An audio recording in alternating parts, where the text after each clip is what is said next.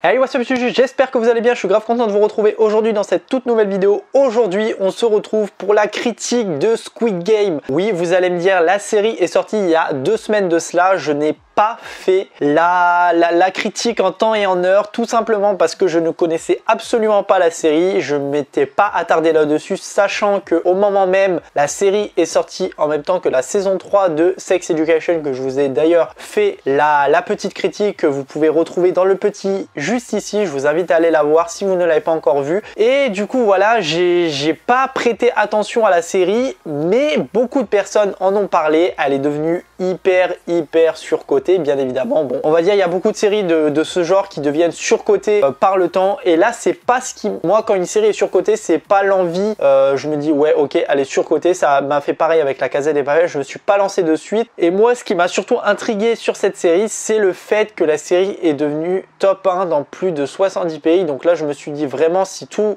le monde se met à kiffer la série, pourquoi moi je ne vais pas la kiffer? Donc là ça a amené à ma curiosité et à me lancer dans cette série qui pour moi a été un chef-d'œuvre. Ça a été une série qui m'a le plus fait kiffer et qui a donné du renouveau à tout ça. Moi j'ai bien aimé l'histoire, tout l'engouement qu'il y a autour, toute la réflexion qui mène à tout ça et qui fait aussi réfléchir pas mal de personnes, je pense. C'est ce qu'on va critiquer dans cette vidéo. Beaucoup de positifs à dire, il n'y a même pas besoin de parler du négatif parce que j'en ai pas, tout simplement. Donc voilà, si vous n'avez pas encore vu la série, je vous invite à aller la voir parce qu'elle est géniale. Mais je vais déjà vous donner un petit peu l'histoire de ça. Allez, c'est parti, let's go!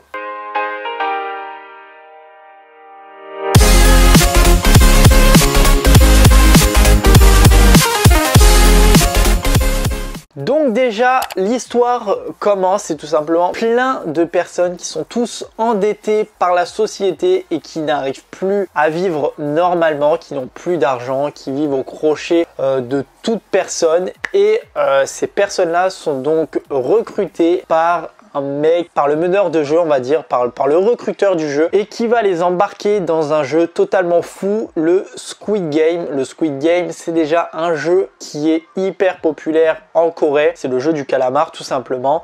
Ils vont participer à 6 jeux tous enfantins les uns que les autres, comme 1, 2, 3 soleil, le jeu de la corde, les biscuits, enfin tous ces jeux-là qui sont totalement enfantins. Et il va y avoir 456 participants qui vont jouer à tous ces jeux. Et moi j'ai vraiment aimé cette série de fond en comble, que ça soit au niveau de la trame narrative, au niveau de la réflexion, et qui fait réfléchir plus d'une personne dans tout ça. C'est que l'histoire est tellement bien construite que voilà, on kiffe quoi, du début jusqu'à la fin. Moi j'ai bien aimé tout ce qui est personnages. Les personnages, on a pris le temps de les décortiquer du début à la fin, que ça soit Seon-jung qui est le personnage principal dans cette histoire, que c'est quelqu'un qui aime vivre de jeux d'argent, que son seul et unique but c'est avoir l'argent facilement, on va dire, et lui c'est parier.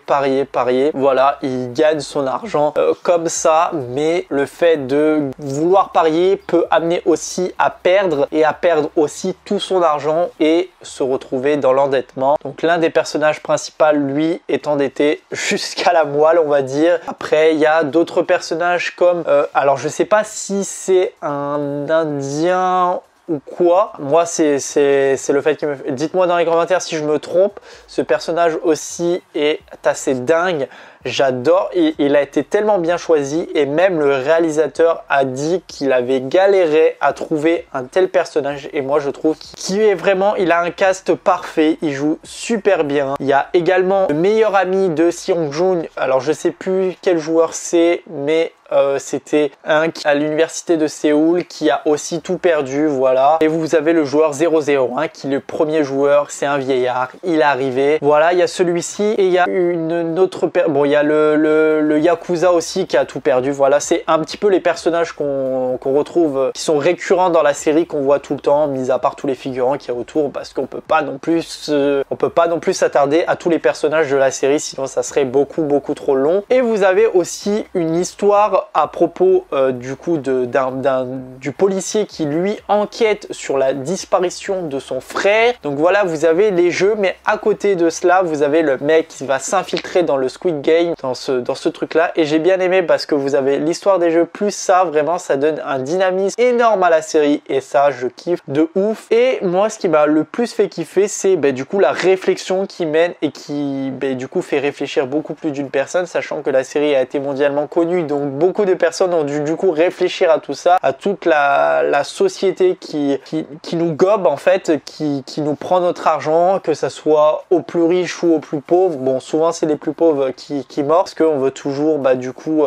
par rapport au capitalisme, au fait que on afflige énormément de publicité par rapport, je vais prendre un exemple tout simple, sur le crédit à la consommation, on veut toujours montrer que il y a des taux avec de faibles pourcentages, que là c'est le moment de faire un crédit parce que le taux est le plus bas, et si et ça, du coup les gens le font parce qu'ils savent que là c'est peut-être le moment d'avoir leur crédit facilement et d'avoir de l'argent facilement, et bien évidemment il faut rembourser tout ça tous les mois. Donc certes vous avez plus d'argent, et on dit bien toujours que le crédit doit être remboursé dans son intégralité, donc même si vous avez plus d'argent, ça eux ils s'en foutent, ils vont quand même vous prendre l'argent sur votre compte, quitte à vous retrouver bien évidemment dans le mois à découvert, ils s'en foutent. Et ça c'est un exemple concret qui montre là-dedans, bon sauf que là-dedans on est plus sur du pari, voilà, par exemple avec Seong-joong qui lui parie tout le temps sur des jeux d'argent, comme au tout début de la série on le voit parier sur des chevaux et qui gagne, voilà, mais même au début il perd et il se dit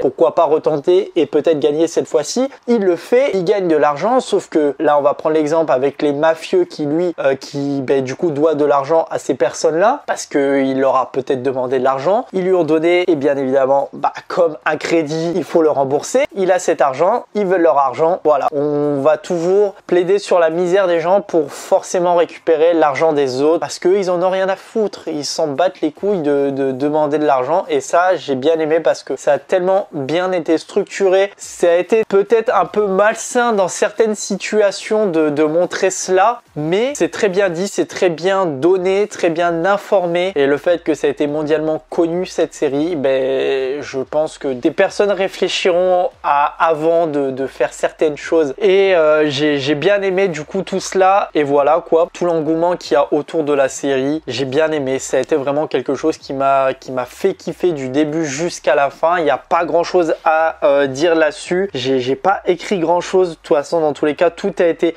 positif, que ce soit au niveau de l'histoire, des personnages, le cast est très très bon, les décors sont super, les jeux ils sont dingues, ils sont tellement bien créés, et ça moi ce qui m'a beaucoup fait penser à ça, c'est que ils ont tellement plus rien à perdre qu'ils savent, on va dire entre guillemets, qu'ils ne savent pas à quoi ils jouent. Là ils se disent on est clairement en train de jouer à des jeux d'enfants, pouvoir gagner de l'argent. Ça c'est quelque chose qui m'a un peu tilté. Je me suis dit ils sont en train de jouer, ils ont tous entre 35, 40 ans, 45 ans voire plus, et ils jouent à des jeux de gamins. On pourrait jouer à 5-6 ans pour gagner de l'argent au périple de leur vie. Mais l'argent, bien évidemment, ne fait pas tout, ne fait pas le bonheur des autres, et c'est aussi très bien retranscrit par rapport au fait que Seong-joong, il gagne, mais il n'a pas envie de toucher à son argent. Il n'a pas envie. Il sait que l'argent qu'il a gagné, ça fera pas forcément le bonheur parce que il découvre qu'il a perdu sa mère, il découvre qu'il a perdu des amis, il est tout seul, il sait qu'il a encore sa fille, mais qui, elle, est partie avec son beau-père et sa mère aux États-Unis vivre. Il a tout perdu. Cet argent, il s'en fout. Au final, c'est là qu'il se rend compte que l'argent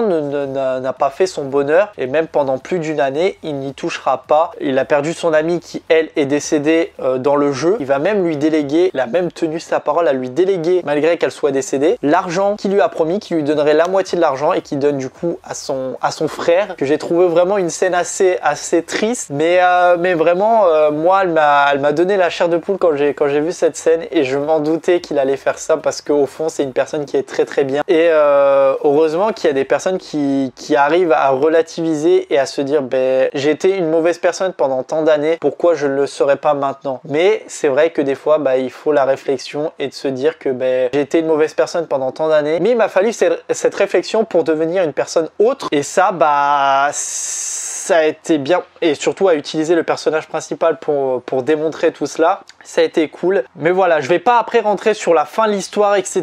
parce qu'il y a beaucoup de théories qui se posent là-dessus, et je vous invite du coup à regarder parce qu'il y a beaucoup de vidéos qui ont été montrées sur une éventuelle suite, que lui pourrait essayer en vue de tout ce qui s'est passé, qu'il y a beaucoup de personnes qui sont mortes, que l'argent ne fait pas tout, et qu'il a plus envie que d'autres personnes jouent à ce genre de jeu pour pouvoir gagner cet argent, mais ils peuvent aussi en mourir, et que se rattacher aux simples choses du quotidien, aux simples petites choses de la vie, la famille, etc. etc. Donc voilà, regardez ces vidéos théoriques là-dessus parce qu'il y en a beaucoup. Mais moi, pour conclure, c'est une série qui m'a énormément fait kiffer. L'histoire, les décors, tout ça, c'est quelque chose qui m'a beaucoup plu. Dites-moi vous si cette série vous a fait kiffer et votre ressenti là-dessus. Moi en tout cas, je donne une note de 10 sur 10 parce qu'elle est terrible. N'hésitez pas à partager la vidéo, à la commenter, à la liker. On se retrouve très prochainement pour une toute nouvelle vidéo, une nouvelle vidéo critique ou autre. Allez, salut tout le monde, peace!